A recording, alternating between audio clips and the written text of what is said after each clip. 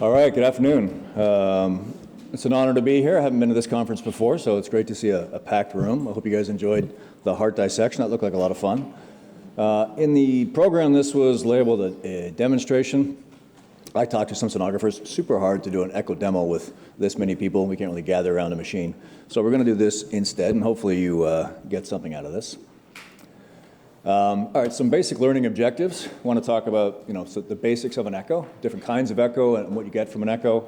Demonstrate a little bit of normal and abnormal as it comes to a valve dysfunction and chamber. And then I want to show you at least one or two cool cases to kind of demonstrate some stuff.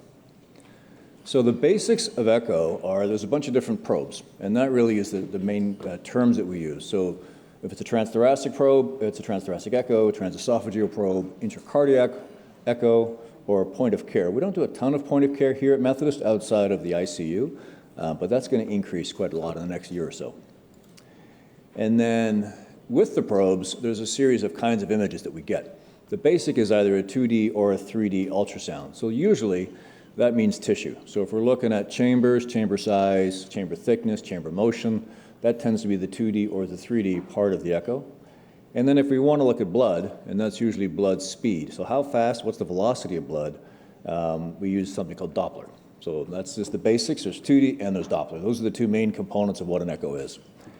Now the Doppler you can subdivide into a bunch of different stuff. So spectral Doppler means we're looking at the speed of blood and the direction of blood, and that includes color. So when you talk about color Doppler, that's just a kind of spectral Doppler. It's all the same thing. And you can get the direction of blood, the speed of blood, but importantly, it doesn't show the volume of blood. So that's a misconception. That when you see a color splash, it shows you 13 mils going backwards or 14 mils going forward. It doesn't do that. It only gives you velocity. So from the velocity, we actually do a bunch of calculations to get estimates of area and volume, and I'll show you that. So the basics of an echo, this is kind of transthoracic stuff. Like anything in radiology, there's certain cut planes, and you've probably all seen an echo done in some form. Basically, there's an apical plane, parasternal plane, and a short axis plane, and those are the basics. And a sonographer will come and do this, typically at the bedside, and they move around the chest. So there's different windows between the ribs on a transthoracic. So the apical, I think my arrow's showing up there, yeah, apical and the parasternal, those are sort of the main ones. Most of the echo is from the apex or from the parasternal. So if you only ever had those windows, that's good enough. Also explains why sort of an echo in the ICU open heart is usually a disaster. Open chest, you really can't do an echo. You need a closed chest for this to work. And then there's some other views, suprasternal notch, right parasternal. Those are kind of subtler things. If you want to get velocity, typically on aortic stenosis, and you have to get the right angle. Those aren't critical in everybody, but the apical and parasternal views are. And then how does a sonographer create the image? So this is an example of putting a probe at the apex, and then with very small little subtle tilts, just a degree up or down, you can create all these different slices. And that's the way we think of an echo. It's like these magic knife. And it creates a 2D slice, or a different 2D slice, or a different 2D slice. So it's very subtle, kind of small motions to create completely different windows. And the idea is to create standardized windows, where if I'm reading the echo, I know how they got it, I know what everything in the echo is, and I can sort of orient things by giving standard images. So there's a lot of standardization in what's presented. If you're only ever to get one echo, or one image, so an echo might be 80 different images on a transthoracic echo. But if you only got one, this would be the one we want. So it's a parasternal image. So this is probe right here on the chest, angled kind of up, down, and that gives you the left ventricle, the right ventricle, the mitral valve, the aortic valve, the ascending aorta, the left atrium, so you get a lot in one view. So this is why this is always the first view on an echo, is the parasternal long. So that's kind of the vast majority of all the information is contained in that one view. All the sonographer has to do is turn that kind of 90 degrees clockwise, usually towards the left shoulder. You don't even take the probe off the chest, just rotating it.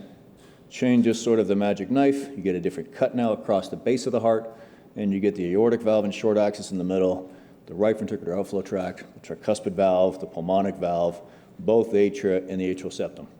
So that's really everything. So everything you really need to see is in that one position with one probe, twist it 90, get the other one. So there's a lot of information in that one view. Now, when we see something abnormal, we don't like to call it based on one view. We want to corroborate. We want to look from another view, make sure it still looks abnormal, sort of triple redundancy. So there's a bunch of other standard views. But this is a typical echo. So here it is, still there, good. Peristernal long, this is very normal. So you see the heart contracting. This is the left ventricle. And if you look at the myocardium, there's a term, and we teach the fellows this. There's a lot of motion of the heart muscle, and we try to not use the word motion. There's 4 T's of myocardial motion. There's thickening, torsion, translation, and tethering. The only one we're trying to quantify is thickening. So what we talk about is how much thickening of the muscle is there. That's really what talks about muscle health, LV perfusion, and the health of the myocardium is all about its thickening. You also see a normal mitral valve and a normal aortic valve. You can zoom in. So this is the same kind of orientation, zoomed in on the aortic valve. You can see 2 of the 3 cusps in that view. So that's kind of a standard, very general view of the aortic valve. And then if you zoom instead of on the aortic valve, you zoom on the mitral valve. So this is what a sonographer will do. They'll go through the protocol, a big image, and then zoomed images on the little components within that. And this is a short axis of the aortic valve showing the 3 cusps. Short axis of the mitral valve showing its 2 leaflets. And then this is probably the other working view. So again, if we had only one view, it'd be peristernal. If we were lucky enough to get a second view, it's this apical 4-chamber view. So this is the probes at the top here, the apex, and we get a left ventricle, a right ventricle, mitral or tricuspid valves, both atria, and a little bit of the atrial septum and the ventricular septum. So there's a lot of information in this view as well. So this would be the other most important view we get. From that, we typically do an ejection fraction. You will have heard of that. There's different ways to do that. This is a method where you make little discs. You break up the LV into a bunch of discs in diastole, another bunch of discs in systole. You calculate the area. The difference in the area or the volume between systole and diastole is the amount of blood that's been ejected. So you express that as a percentage. That's the ejection fraction. So normal ejection fraction, patients often think it's 100. So when you tell them it's 60, they're like, oh, crap.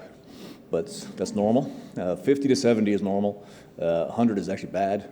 Less than 30 is severely impaired. So 50 to 70 is normal. So that sort of 45, 50 is mildly impaired. But different ways to get the ejection fraction. So the other thing on echo is echo doesn't show you, not me, echo doesn't show you coronary arteries. So we explain this to patients. Doesn't have enough resolution to look at millimeter flow through arteries, but you see the effect of the arteries. So this is the distribution typically of a standard heart, left dominant. And then you can break this down into each of the coronary beds, and this sort of correlates to different views on echoes. That's why you get these standard views. So on an apical view, this would be your LAD. On a 2-chamber view, all this is the LAD. So on this graphic, LAD is this sort of light green color. So when you learn how to read echo, you learn which coronary delivers which piece of myocardium, and you can determine whether the coronaries are normal or severely abnormal. So I'll show you a case. This is the first case, peristernal long of a gentleman who presents with chest pain. Mitral valve looks okay. Aortic valve looks okay. You see at the beginning of the anterior septum, it probably looks okay. Then it kind of peters off. You can't quite tell what's happening here. So I wouldn't say it's normal. I would just say in this view, I don't know. I haven't seen enough. So this is that view. Remember, this is the LAD on this view, all of that piece of muscle. We haven't really seen it all yet. Add some color. We're just kind of screening. Is there a mitral problem? Is there an aortic problem? The answer is no. This is pretty normal, sort of splashing color. We'll talk a little bit more about color in a moment. Short axis view. So just rotated the probe a little bit. We see thickening of the mid-myocardium all the way around. Again, this is the concern. So the eye starts to see that this little corner may not be thickening quite as much. Looks a little hypokinetic, we would say. And this would be LAD territory, so I'm not sure yet, but I'm starting to build the story that I'm suspicious of an LAD territory ischemia. So then we look at an apical view, same patient, play this one. This is apex, this is LAD territory. It starts to look a little more suspicious. And then this is the thing we call contrast. So we all call it contrast because it's a short word, it's easy to say. It's not contrast, it's not iodinated contrast, it's bad for kidneys. It's not like CT contrast or cath contrast. It's really just microbubbles that survive circulation to the pulmonary. They're so small they can get through the pulmonary bed, make it from the IV, the right side, to the left side. So these are microbubbles that opacify the LV, and they nicely reveal that this is a real problem. So there's no thickening of this part of the apex. So that's, we call it LV opacification agent is the long word. hard to say, so we still call it contrast, but it's not contrast. So this is a clear diagnosis of an LAD infarct by echo. So we don't see the coronaries, but we see the effect of the coronaries. That's the message. Okay. So rotate the probe just a little bit. Here we are. And we get what's called a 5-chamber. So all we've done is take that apical view, slightly change the angle to bring in the LV outflow tract. So we call that the 5th chamber, the LVOT. This is super important if you want to do valve evaluations of the aortic valve. If you want to look for AS or AR, you have to be able to see all this. So this is an example of what a 5-chamber view looks like. You see the aortic valves brought into the view. So once we have the aortic valve in view, then we do the thing called spectral Doppler. Now we want to actually measure the velocity of blood flow. So how do we do that? We can put a sample volume right here in the outflow tract, and you measure the distance and the speed of the blood in the outflow tract. Now you assume the outflow tract's a tube, and you can derive the area of a tube. And if you know the area and you know the velocity of flow through the area, from there you can get volume. This is a different example, not quite as good. So this one is nice because all the blood is kind of, you see how the center is kind of hollow on the left compared to the right? This is a mixed bag of blood. This is a bunch of blood going at different velocities, so it kind of fills in. This is one population, or what's called laminar blood flow, so the blood's smooth, it's all moving at the same velocity. You're more accurate whenever it looks like this. So qualitatively, 3 different examples of blood flow measure. And we like to say this one is sort of looks like it's painted by a roller, a spray can, and a pencil. When it looks like a pencil, take that to the bank. That's a really good sample. You've got it. You can reproduce that. That's good. So we try to always create things that look like pencils. This sort of laminar blood flow. All right. Here we go. Other things you can do, you can measure flow from the mitral valve in. We can get stroke volume from that. We can get measures of diastolic LV function. This is an aortic valve. This velocity is accelerated. So normally the flow out of the aortic valve is around 2, maybe at most 2.5 meters per second. Still pretty fast. This one is 3 meters. So that's an early sign that this patient has aortic stenosis. I'll show you that. This is systole here, so here's the QRS. So we have accelerated blood flow in systole across the aortic valve, and then importantly in diastole, we have more flow going the other direction. So just showing that spectral gives you a sense of direction. This is flow away from the probe, going down. This is flow towards the probe, going up. So this patient has both aortic stenosis and aortic regurgitation. Then we can do more stuff to figure out how bad is it. So kind of transitioning to this conversation around valvular heart disease. So you just had the anatomy lesson, so this should be very familiar to you. So the cross-section of the heart, all the valves are close together except for the pulmonic valve, which hangs out by itself way out here. So typically as we approach valves in imaging or clinically, is the anatomy normal? First question. What are the common ways that the valve can become dysfunctional, typically stenosis or regurgitation? What are the primary effects? So if you're saying this person has severe AI for a long time, you should see LV dilation. You should see some consequence of that valve problem if you think it's severe and been ongoing for a long time. And then what does the patient feel? What's the pulmonary vein flow? Should this patient be short of breath? Are they fatigued because they're obese, because they have sleep apnea, or because they have severe MR? They all give you fatigue. So you have to sort of sort through what's the primary driver of their symptom burden. And then what's the severity? How bad is it? Mild, moderate, or severe? So there's sort of this approach to the valves. And then, of course, finally, is it time to treat it? And if so, how do we treat it? So there's lots of different things we look at in general with Doppler, sort of a broad category. You look at stenosis, you look at prosthetic valves. You can estimate the right ventricular systolic pressure, the pulmonary artery pressure, filling pressures, and in the congenital space, you can get into shunt and shunt quantitation. So I'm not going to take you through this, but only to say the Bernoulli equation exists. And this is a complicated equation, basically looks at flow upstream and flow downstream. The idea being that if you're putting flow through a tube, it should be the same volume on one side as on the other.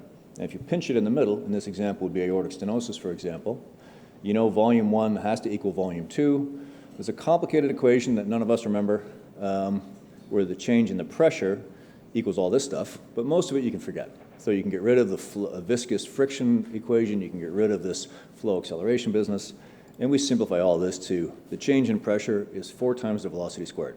And we apply this everywhere. So all through echocardiography and all kinds of stenotic lesions and regurgent lesions, we use delta P equals 4V squared. So this is the actual working equation that a lot of us use. So an example, again, aortic stenosis, because it's kind of easy. So this is the outflow tract. This is a tight aortic valve. For all this flow to go through here and also be the same flow on the other side, it has to speed up enormously to get through the small hole. So we measure the speed here and the speed here, and then there's a ratio. How much did it speed up? That's really the velocity we measure by Doppler, and that's how we get estimates of severity. In this particular case, we have a velocity of 5 meters. That's a mean gradient of 92 millimeters mercury and a valve area of 0.5. So how do we do that? Well, so we evaluated all this decades ago comparing to cath. So fluid-filled catheters, you put one in the aorta, you drop it across the valve into the LVOT, you directly measure the mean gradient across the stenosis, and then we started doing that by echo, and it's actually a really good correlation. So this is well validated, a mean gradient by echo here and a mean gradient by cath, very, very well correlated in most patients. Peak gradient versus peak gradient gets a little tricky. So when you're talking gradients, there's a mean gradient and a peak gradient. It gets a bit subtle, but as long as you're measuring mean gradients, you can actually reproduce this very well. So the idea, again, this is probably the last formula slide I'll show you, but it's just an example of how we do this. Stroke volume 1 has to equal stroke volume 2. Stroke volume is area times velocity. Area times velocity 1 has to equal area times velocity 2. You don't know, for example, you do know the area of the outflow tract. You can measure the velocity of flow in the outflow tract. You can measure the velocity of flow across the aorta. But what you don't know is the area of the aortic valve that's stenotic. So what you're trying to figure out is this. You're trying to figure out A2. So you rearrange this equation, A2 equals this one times this one divided by this one. And that's really it. That's the continuity equation. That's what we do in echo. This is how we do it. A nice velocity upstream drawn by a pencil. The velocity downstream, continuous wave Doppler. This one never looks like a pencil because it's turbulent. That's moving too fast. And then you do a calculation to derive the valve area. What do the valve areas mean? This is the general sort of gradation for aortic stenosis. So if we have a velocity over 4 meters, that's severe. If we have a mean gradient over 40, that's severe. And if you have a valve area less than 1, that's severe. So these are the sort of numbers we generally agree on. All of this means, though, under normal flow conditions. So that's the big caveat. If somebody has low flow, then these numbers don't work. And what does low flow mean? Low flow is somebody who has a really bad LV, EF's 20%, somebody who has terrible MR, so that every beat, a bunch of flow goes backwards and a little bit goes forward. That's a low flow condition. So all of these numbers that we use, it depend upon the flow being normal, and that's where it gets tricky. So some examples of sort of phenotypes of what aortic stenosis can look like. This is kind of the normal EF, severe aortic stenosis, thickened valve, EF's in that 50 to 70 range. This one's pretty easy. We all get this one right. This is severe and looks like severe, and everybody recognizes severe. This is a little more challenging. This is this concept of paradoxical low flow, low gradient. This is the little old lady who has a small LV. She's small, her ventricle is appropriately small. She might have a thickened hypertrophic LV, so her stroke volume is very small. Everything works, the EF's 70%, but there's just not a lot of blood going through because it's a small, thick heart. So that creates a low flow condition. It's called paradoxical because the flow is low even though the EF is normal. So that's what paradox means. Low flow in the setting of a normal ventricle, or a normal EF. The ventricle is thick, but the EF is normal. And then this last one is the easy one. This is the EF 20%, big baggy heart. It's only putting 50 mils forward, very small stroke volume, so it's hard to evaluate aortic stenosis because valves only open as much as they have to. The valve area might be 0.8 because that's all the force it's trying to open it. And these are the ones where debutamine stress echo or a CT for valve calcium score can be helpful. So just a word about prosthetic valves. All of these kind of principles apply to prosthetic valves just as well. This is a guideline we published a few years ago on how to look at prosthetic valves. Some different challenges because prosthetic valves have all kinds of shadows. So metallic valves have different shadows. Bioprosthetic valves have shadows. TAVRs have shadows. So what we see and where the problems are and where the leaks can be a little bit different in a prosthetic valve. But there's clear guidelines and all the principles are the same. This is an example of a prosthetic valve, a mechanical aortic valve. So normal's on the left. So before the obstruction, they look kind of the same. So this is outflow tract versus outflow tract. Velocity 1, velocity 1.0, fine, they're about the same because the blood hasn't seen the obstruction yet. But then we have an obstruction in the aortic position, so this is a normal valve. So it's a little faster, so mean gradient is 22. Normal mean gradient, and most of us in this room would be somewhere between 6 to 8. There's a tiny gradient, but it's less than 10 walking around with a normal valve. Prosthetic valves are all inherently a little stenotic.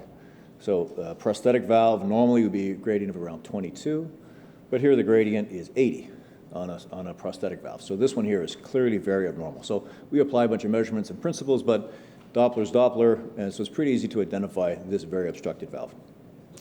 A final word on this, we can make it even simpler sometimes, and this is a metric that you'll see on echo reports, depending where you are, is this thing called the Doppler Velocity Index, or the DVI. Basically, we take all of this stuff and forget about it. We just say, here's the velocity upstream of the obstruction, here's the velocity downstream of the obstruction. We talked about how blood has to speed up to get over through the tight spot, and what's the ratio of the speed up? If it speeds up at least 4 times, that's severe. So a DVI of 0.25 or less, that's velocity 1 divided by velocity 2 of 0.25 is severe. So it's a way to sort of make the math even easier if you're just screening and you want to know, is this valve a problem?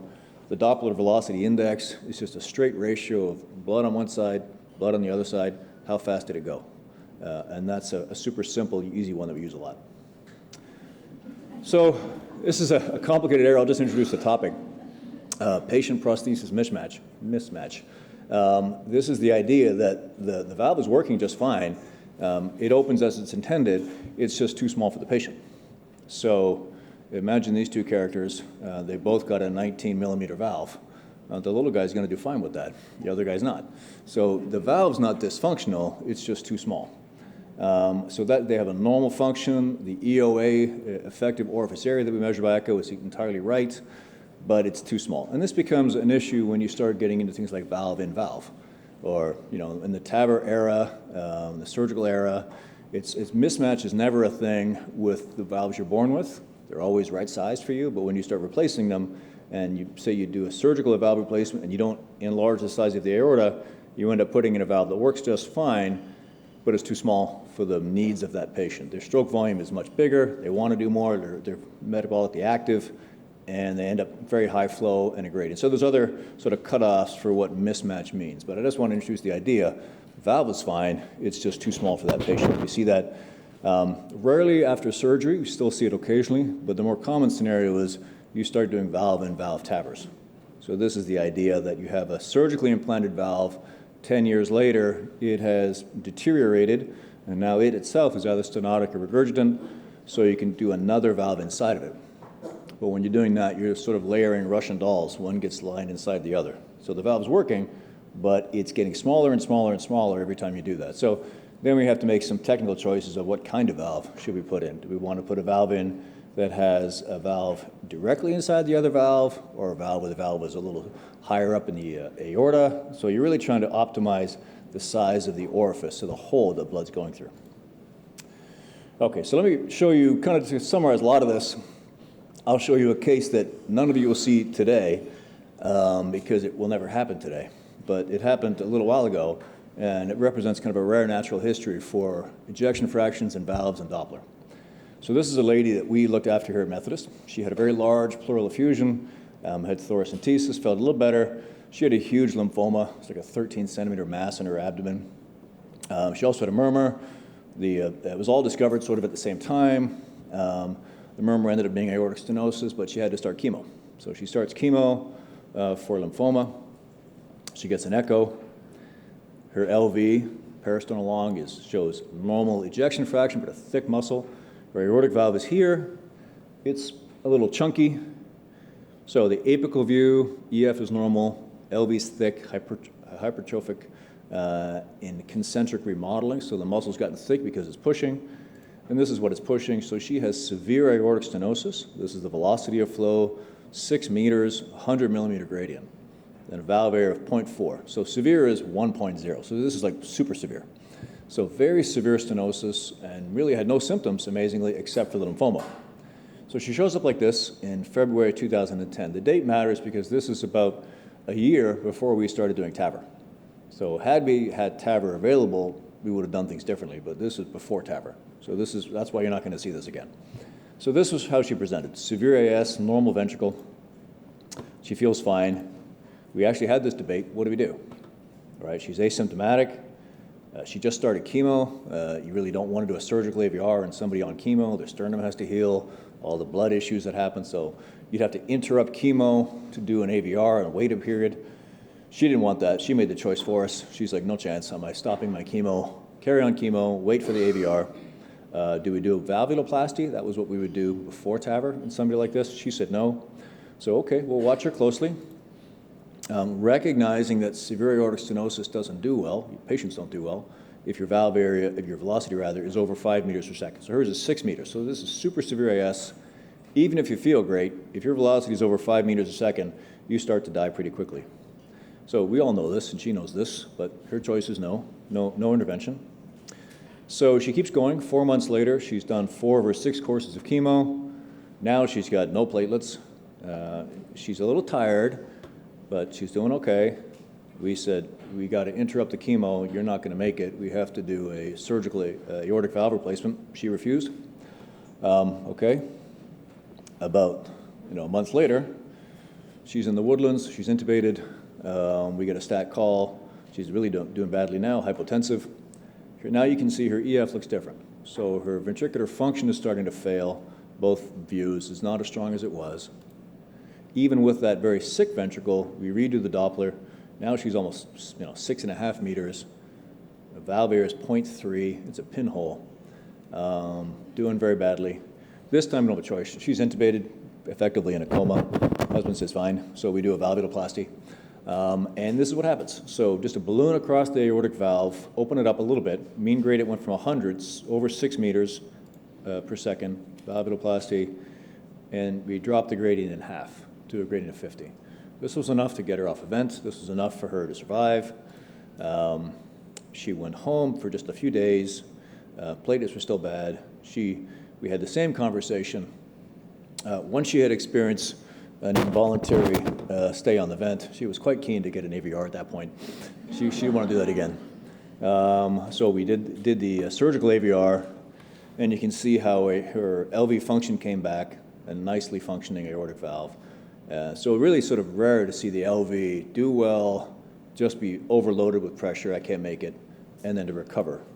And if you looked at her Doppler kind of over time, when she was first very sick, the pre-balloon, the immediately post-balloon, and then post-AVR, her mean gradient went from 103 to 50 to 21. And had she been in, 2 years later when we had TAVR, we very likely would have done a TAVR, and her mean gradient might have been 10. So that's just going to give you a sense of what can happen. And what happened with her EF, again, normal at the beginning. When she got very sick, you can see the dysfunction, and then a very nice recovery after you relieve the obstruction and give her a surgical aortic valve. So EF 65, 40, 60 again. So changing gears a little bit, that's sort of Doppler and transthoracic stuff. I just want to show you a few things on what a transesophageal is. Transesophageal, you don't have to look to the ribs. You don't have to look to the lungs. The esophagus is right behind the heart, so you have really nice valve images, particularly in mitral. It's a great tool to look at the mitral valve. This is a normal mitral valve with a 3-dimensional TE. So the aortic valve is here. These are the 2 anterior and the posterior leaflet of the mitral valve. I always say this is my favorite video to show, because if it doesn't play, it looks exactly the same. This is somebody with a severe rheumatic mitral stenosis. So this is rheumatic MS, and you can see that this is a pinhole, diastolic function, and all of this thickening and calcium has gone on here. So how do we use this stuff? So an example from the interventional echo and cath lab, this is a tricuspid valve clipping. We do quite a lot of these days.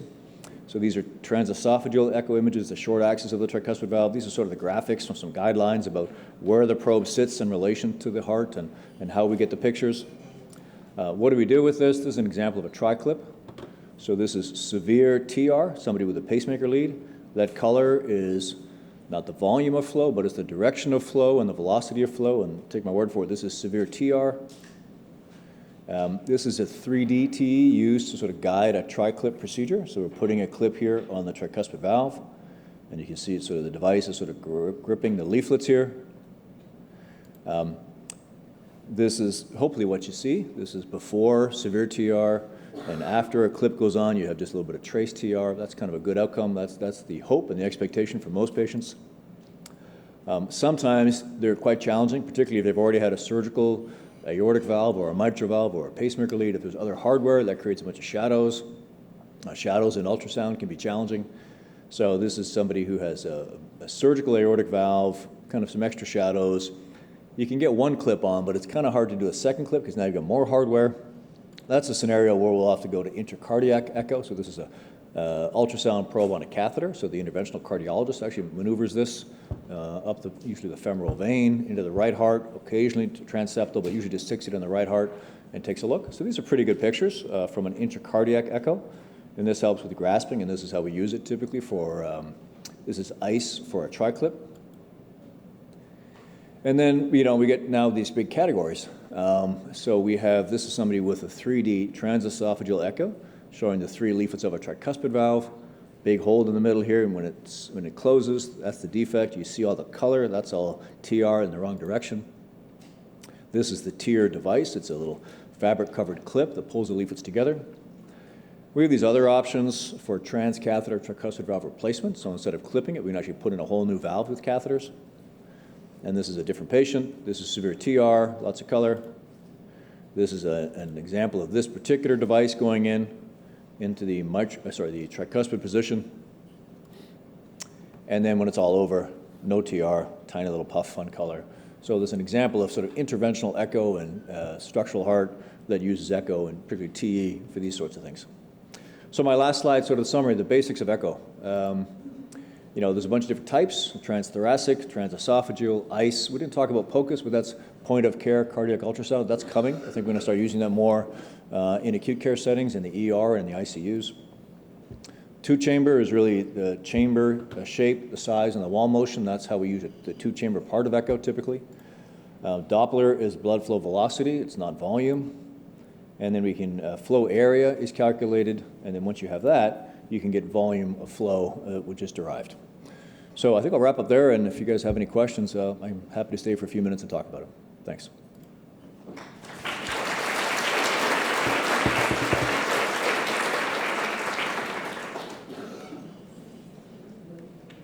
Any hands? Questions now or questions later? I'll be around. Thanks.